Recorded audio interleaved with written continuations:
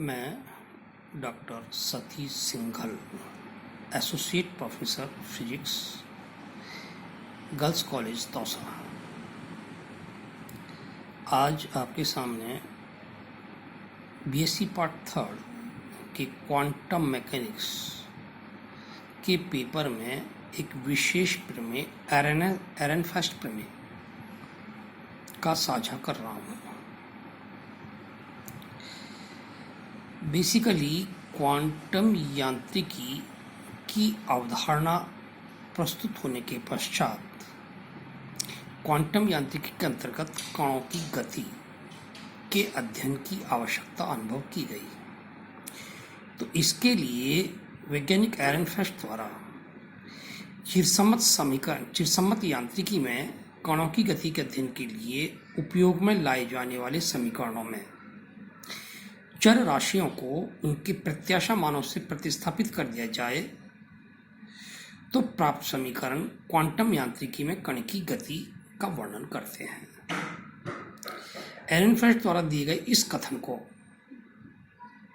उनके नाम में, उनके सम्मान के लिए, उनके नाम के आधार पर एरेनफेस्ट प्रमेय कहा जाता है, जिसे हम इस प्रकार लिख सकते हैं कि इस प्रमेय के अनुसार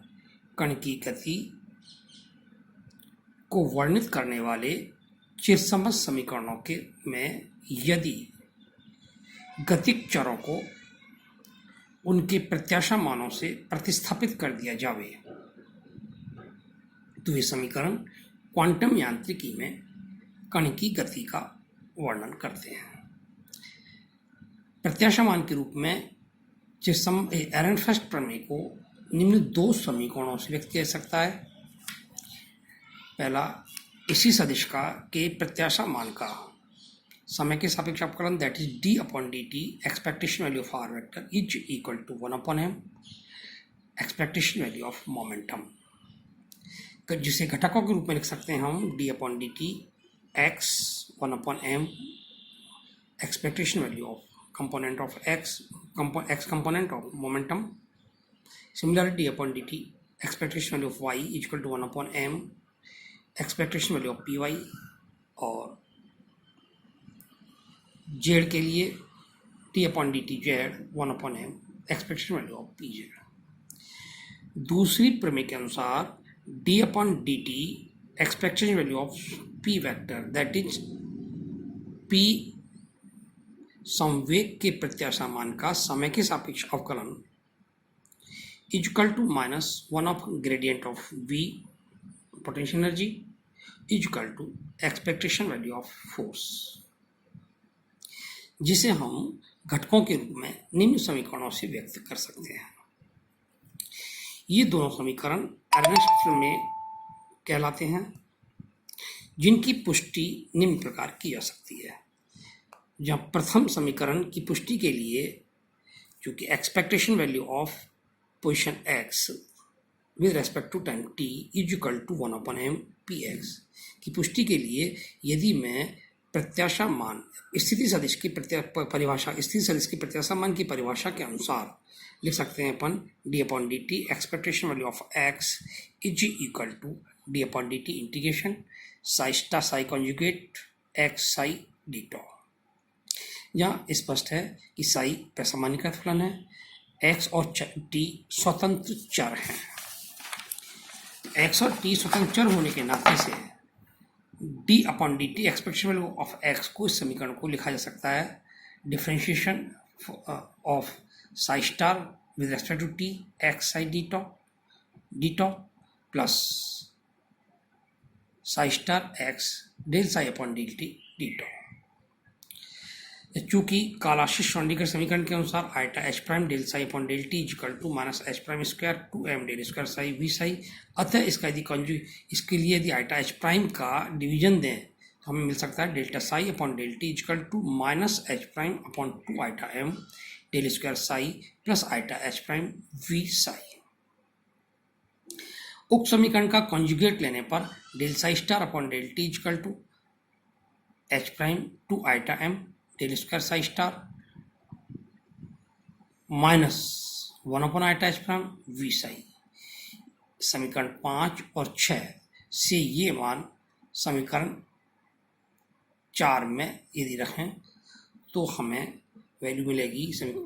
D upon D T expectation of x equal to h prime 2 eta m bracket del square psi star x i minus psi star x del square psi d tau, that is समीकरण number 7। लेकिन चूंकि del square Hermitian संकारक है, जिसके लिए सिद्ध किया जा सकता है कि integration of del square psi star x i d tau equal to psi star del square x i d tau, ये मान समीकरण 7 में रखने पर d upon D t h prime 2 eta m psi star value substitute किए, ये psi star del square x i minus psi star x del square psi d tau, या d upon D T x equal to minus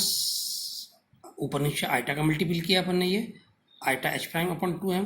psi star common लिया del square x i minus x del square psi d tau. लेकिन del square x i minus x del square x is equal to लिख सकते हैं अपन del dot del x i minus x del square psi, जहाँ gradient of x आई को distribute को दिया जा सकता है इस फॉर्मेट में del x i plus x del psi minus x del square psi, जिसको यदि हम ब्रैकेट्स को यदि ओपन करेंगे तो डाइवर्जेंस ऑफ ये मिलेगा प्लस ये डाइवर्जेंस, फिर दोबारा से आइडेंटिटी काम मिलेंगे, तो अल्टीमेटली हमें ये वैल्यू मिलेगी 2 del psi upon del x. ये वैल्यू समीकरण 9 में यदि सब्स्टिट्यूट की जाए तो d upon D t minus eta h prime integration psi star 2 del psi upon del x d tau, ये वैल्यू यदि माइनस आइटा एच प्राइम अंदर ले जाएं तो ये वैल्यू हमारे पास क्या मिल गई p x, that is D upon D T x 1 upon m p x, जो कि एनएस प्रमेय का प्रथम समीकरण है। इस प्रकार एनएस प्रमेय के द्वितीय समीकरण के अनुसार क्योंकि d upon D T expectation of p x equal to f x की पुष्टि के लिए यदि प्रत्याशा मान की परिभाषा से अपन लिखें expectation value of p x equal to minus eta h prime psi star del psi upon del x d tau, दोनों ओर यदि हम टाइम टी के रिलेटिव डिफरेंशिएट करें तो d upon D t p x equal to minus eta h prime